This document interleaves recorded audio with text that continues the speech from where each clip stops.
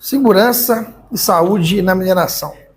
Hoje nós vamos falar sobre a NR22, que trata justamente dos requisitos relacionados às atividades dentro da mineração, os requisitos aí de saúde e segurança. Então, quando se fala da gestão de riscos dentro da mineração, é importante, fundamental para todos os profissionais de segurança entender que dentro da mineração existem muitos riscos críticos, que são os riscos aí que podem causar fatalidades, múltiplas fatalidades, e é muito importante fazer esse mapeamento adequado desses principais riscos críticos. E o PGR é o coração da gestão de riscos. Não tem como não falar da NR22 sem falar do Programa de Gerenciamento de Riscos, que deve estar plenamente aí alinhado à NR1, elaborado por uma equipe multidisciplinar qualificada, e também não podemos esquecer da questão do psicossocial dentro da nova NR1. Esses fatores psicossociais que também têm que ser identificados aí no ambiente de trabalho. Quando se fala de responsabilidade, de gerenciamento de riscos ocupacionais, a organização tem que implementar esse GRO e manter um inventário de riscos rigorosamente atualizado. Ou seja, eu tenho que ter um inventário de riscos de todos os riscos físicos, químicos, biológicos, ergonômicos, de acidente, dentro do ergonômico, os fatores psicossociais, e dentro desse inventário a classificação desses riscos. E dentro desse escopo técnico, o que a gente tem que contemplar? Por exemplo, atmosferas explosivas, deficiência de oxigênio, ventilação mecânica, estabilidade de maciços, que são exemplos aí de atividades que são realizadas dentro da mineração. A gestão de contratadas também é fundamental a esse gerenciamento, é obrigatório, porque dentro da mineração é muito comum ter empresas aí terceirizadas, então a contratante ela detém ali a responsabilidade de fazer essa coordenação de todas as medidas de prevenção de acidentes das empresas que estão ali no seu site, dentro aí da sua unidade. E é muito comum, às vezes, ter mais empresas terceirizadas aí dentro das empresas do que mais quantidade de funcionários terceirizados do que a própria empresa que é a matriz. Então, essas responsabilidades têm que ser compartilhadas. É importante a questão do zelo pelo cumprimento da norma, designar responsáveis técnicos e interromper atividades de risco eminente, ou seja, a empresa ela tem que ter pessoas qualificadas para fazer esse levantamento de riscos dentro do ambiente de trabalho, além do direito do trabalhador, que é interromper as tarefas quando ele constatar risco grave iminente, que é aí o direito de recusa dentro das empresas. O trabalhador ele tem esse direito, a recusar uma atividade dentro da empresa e dentro da organização. Nós temos também a questão do dever do trabalhador, que é cumprir os requisitos aí, comunicar imediatamente qualquer situação grave e eminente dentro da sua atividade, e também a supervisão técnica, que é toda atividade minerária deve estar sob supervisão técnica de uma pessoa legalmente habilitado ali, um engenheiro responsável pelaquela atividade minerária. Então, como é que é a questão de alguns itens que são importantes aí dentro da mineração? Planejamento de trânsito e sinalização, ou seja, a empresa ela deve adotar um plano de trânsito que vai estabelecer regras de preferência, a questão ali de distâncias mínimas de distância de um veículo para o outro, velocidade compatível com a segurança operacional, ou seja, tem que ter esse plano de trânsito e ele tem que fazer parte de um treinamento para as pessoas que vão transitar com veículos dentro da mina. A questão também da sinalização de vias, as vias têm que ser sinalizadas, desimpedidas e também protegidas contra quedas de materiais, as leiras de contenção, com iluminação adequada, atividades aí noturnas, por exemplo, tem que ter essa questão aí da sinalização, a visibilidade crítica, ou seja, veículos leves devem usar faróis acesos, o giroflex e também bandeiras, a bandeirola ali é presa, né, no teto do carro, né, em antena telescópica para facilitar ali a visualização.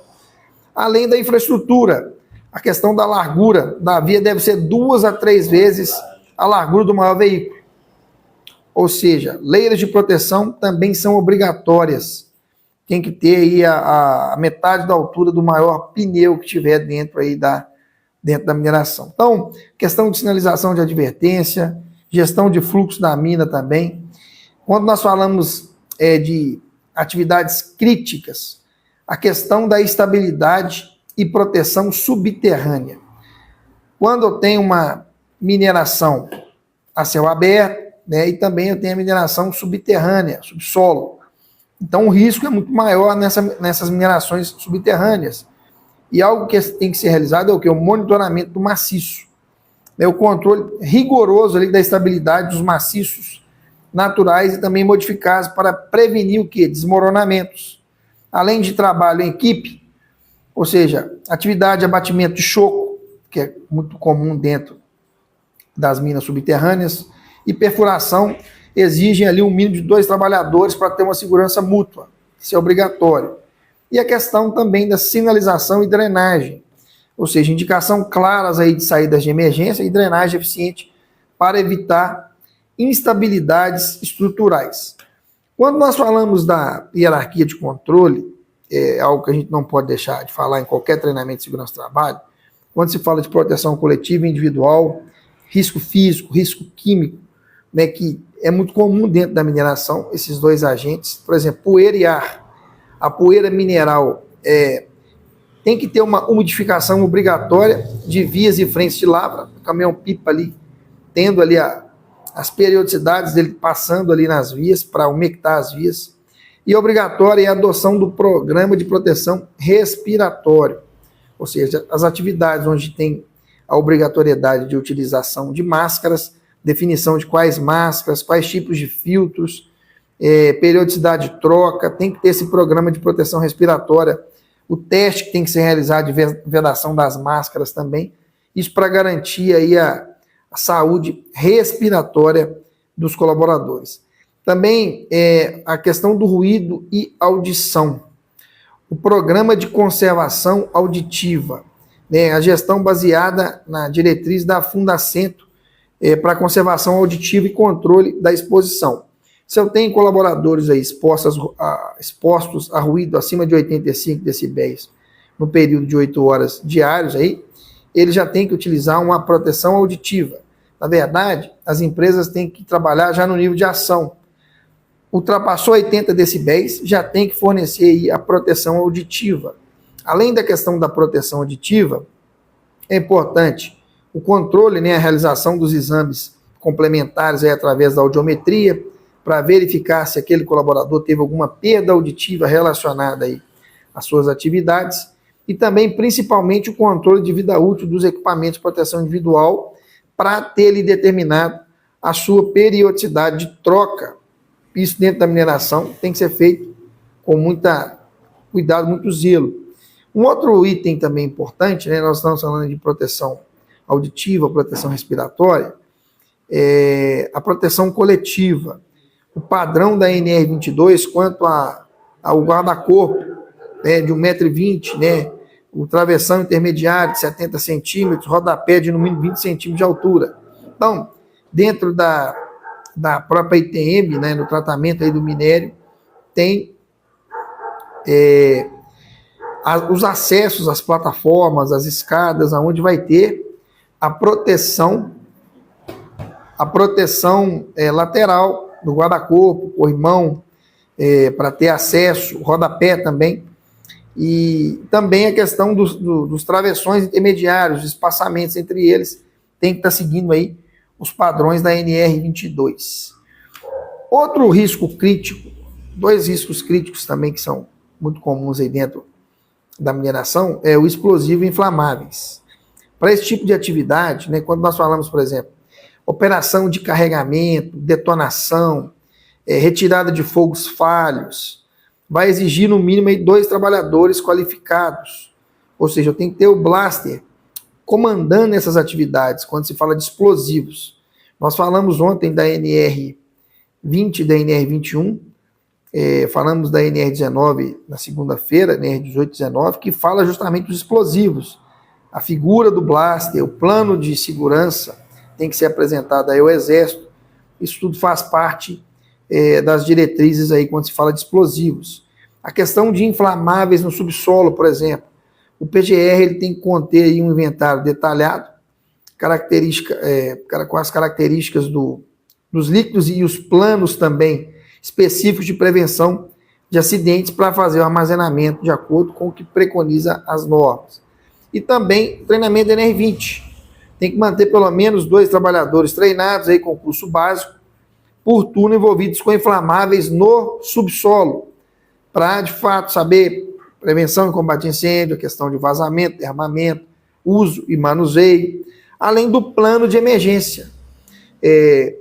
Quando nós falamos de risco crítico, de qualquer atividade que tenha risco, nós temos os controles preventivos, que é tudo aquilo que nós vamos fazer para prevenir os acidentes, e os mitigatórios, que é após a ocorrência dos acidentes. Então, o que é importante? A questão do plano de emergência para os controles mitigatórios. Ou seja, eu tenho que ter um plano onde eu tenho mapeado todas as minhas atividades críticas. Então, por exemplo, explosivos e inflamáveis são 2 itens críticos aí que estão presentes dentro da mineração. E dentro do meu plano de emergência, eu tenho que contemplar esses 2 riscos críticos, mapear aonde tem essas atividades envolvendo esses riscos críticos. Boa noite, Silvio, Beatriz, boa noite, seja bem-vinda. Então, quando nós falamos do plano de emergência, nós temos aí procedimentos claros, temos que ter dentro da empresa esses procedimentos claros e também os simulados periódicos para, de fato, a imediata ação em situações emergenciais. Então, dentro desse plano de emergência, o que é importante? As pessoas serem treinadas no plano. Às vezes as empresas têm um plano de emergência muito bem feito, muito bem escrito, porém as pessoas que trabalham dentro da empresa não conhecem o plano, não conhecem os sinais sonoros, o que fazer quando tiver os alarmes ali. A própria brigada de emergência, às vezes, recebe um treinamento ali de 2 em 2 anos, mas não conhece o plano de emergência. E quando vai se fazer um simulado, percebe ali que não tem ali um treinamento específico na integração da empresa, um treinamento periódico ali mostrando como que funciona o plano, o que fazer quando soar ali os sinais sonoros. Então, é muito importante o treinamento de todos os colaboradores, de todos os terceiros dentro do plano de emergência das empresas e organizações. Uma ferramenta muito importante dentro da mineração é a Comissão Interna de Prevenção de Acidentes na Mineração, que é a CIPAMIN, que nós podemos dizer que é a voz dos trabalhadores. Então, qual que é o foco? Quando nós falamos de prevenção, de proteção com a atuação da CIPA, o foco é na prevenção de acidentes e também nas doenças ocupacionais. Ou seja, a questão da investigação das causas, propor medidas corretivas e eficazes. Então, de fato, a CIPA tem esse papel fundamental. Dentro também das atribuições da CIPAMIN, temos aí também o combate ao assédio. O assédio moral, o assédio sexual, ou seja, a inclusão obrigatória de temas aí referente à prevenção e ao combate ao assédio, e também outras formas que possam trazer violências aí no trabalho. E a capacitação específica também, o treinamento complementar para os membros da CIPA. Para a CIPA ela atuar, ela saber o que ela está fazendo, ela tem que receber um treinamento muito bem feito, com a carga horária de acordo com o que a norma pede, com treinamentos teóricos e práticos, mostrando ali a questão do programa de gerenciamento de risco, mapa de risco, a questão de metodologias de investigação de acidentes, porque quando acontece algum tipo de acidente, a CIPA tem que ser envolvida na investigação, então focar em metodologias de inspeções e práticas seguras, a empresa mostrar nesses treinamentos da CIPA quais ferramentas que a empresa utiliza de identificação de risco para ajudar as pessoas, no momento que identificam um risco, como comunicar, quais os canais aí de comunicação para comunicar uma condição de risco ou até mesmo um comportamento de risco. Ou seja, quando um colaborador tem um desvio, é importante registrar isso para a empresa ter os seus indicadores aí e atuar com as ferramentas de acordo com os seus indicadores. E também a questão da integração de contratadas. Representantes das organizações contratadas, eles devem participar ativamente das reuniões da CIPAMIN. Ou seja, esses representantes vão participar das reuniões mensais justamente para ajudar nessa questão toda da preservação da vida e da saúde das pessoas no ambiente de trabalho. Quando nós falamos do PAI, que é o Programa de Atendimento a Emergências e também Resgate, tem que ter um plano de emergência adequado, uma comunicação crítica e também saídas de emergência simulados. São 4 pilares aí que são muito importantes quando nós falamos aí do programa de atendimento à emergência. Então, como que funciona esse plano de atendimento? Tem que ter um procedimento estruturado, para, por exemplo, incêndio, inundações, acidentes graves integrados ao PGR da unidade. Ou seja, tudo que a gente faz dentro do PGR, o que for de medidas de controle mitigatórios, vai ter que estar integrado dentro do plano de emergência. Então, quando você vai elaborar um PGR que faz todo o mapa de processo para entender as atividades e também para identificar os perigos e riscos, aí vai ter as medidas de controle. Eu tenho as medidas de controle preventiva e as mitigatórias. Então, essas medidas mitigatórias é quando acontece o acidente.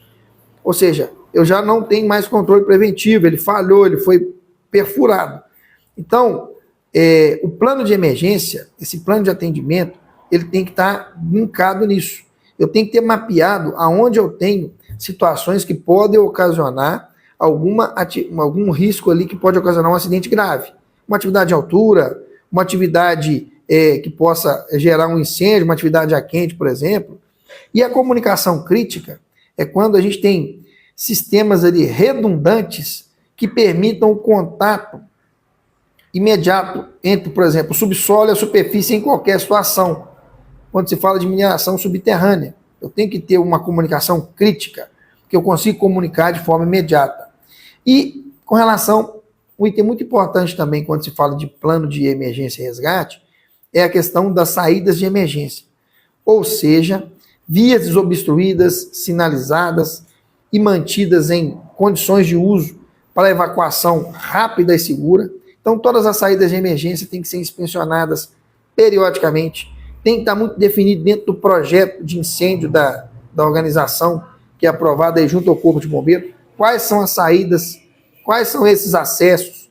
Os colaboradores, a brigada tem que conhecer esses acessos. E os simulados e também os treinamentos, a realização periódica dos exercícios práticos para garantir a prontidão da equipe de resgate, ou seja, a brigada ela tem que ser muito bem treinada. A brigada ela tem que passar por treinamentos periódicos. E de acordo com a instrução técnica número 12, treinamentos mensais. Durante as reuniões aí, treinamentos e exercícios mensais que a brigada tem que receber. Então imagina uma brigada onde ela faz apenas treinamentos bianuais, de 2 em 2 anos. Se acontecer uma situação emergencial, ela não vai ter ali uma resposta imediata ativa. Okay? Uma outra questão também importante, né, a questão da sinalização das leiras de contenção das minas, né, tem os pontaletes que sinalizam ali, que tem as cores ali, luminescentes, né, durante a noite, para ter visibilidade, isso é muito importante, respeitar as cores desses pontaletes, as pessoas têm que ser treinadas com relação a cada tipo de cor, o que representa naquele trecho, naquela via, onde está trafegando. Então esses pontaletes eles ficam aí posicionados em cima das leiras de contenção. A questão da capacitação contínua é o pilar da prevenção. O treinamento periódico, né, a reciclagem obrigatória aí a cada 2 anos, com a carga horária mínima de 8 horas para atualização de normas e práticas. Então, esse treinamento dentro da NR22, os treinamentos específicos de integração, treinamento, por exemplo, para operador de máquinas, integração obrigatória para novos trabalhadores no início das atividades, a questão do registro e do controle também, né? A organização deve manter os registros físicos ou eletrônicos atualizados aí de toda a capacitação e supervisão técnica realizada. Então, essa questão dos treinamentos, da capacitação, ela é muito importante dentro da mineração. Por quê? O que é importante? A empresa manter uma matriz de treinamentos, onde eu vou ter todos as funções e todos os treinamentos obrigatórios ali para cada função e a periodicidade, carga horária. E aí eu consigo fazer uma gestão ativa das pessoas que precisam ser treinadas. A questão aí do cartão do risco crítico, né? Que é o crachá que mostra a questão dos riscos críticos aí dentro da...